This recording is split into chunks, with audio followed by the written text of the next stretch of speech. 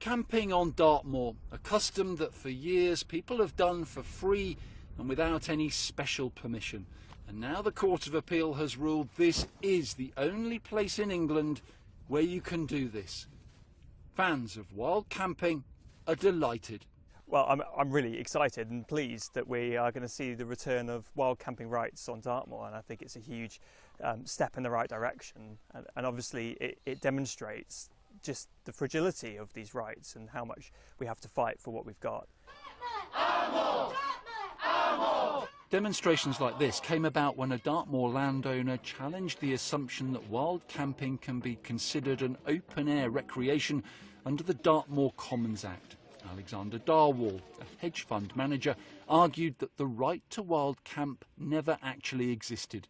In January, the High Court ruled Darwalls was correct, but the Dartmoor National Park and the Open Air Society appealed against the decision.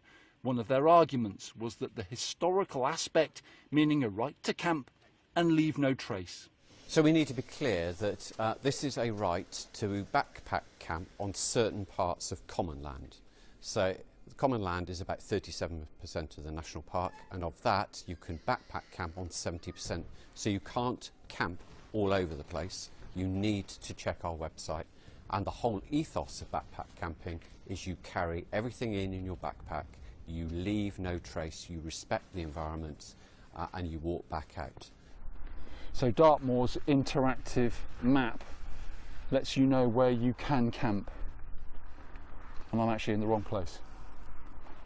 In a statement, Mr. Darwalls and his wife said they're disappointed by the judgment. They said their mission was to conserve this special place, and it is regrettable that our role as custodians is greatly diminished, and not everyone who wild camps on Dartmoor leaves just their thanks.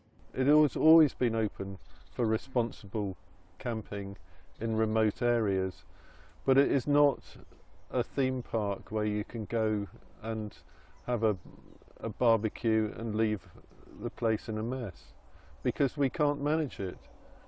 Today's judgment is unlikely to be the end of the debate about public access and who can use spaces such as Dartmoor.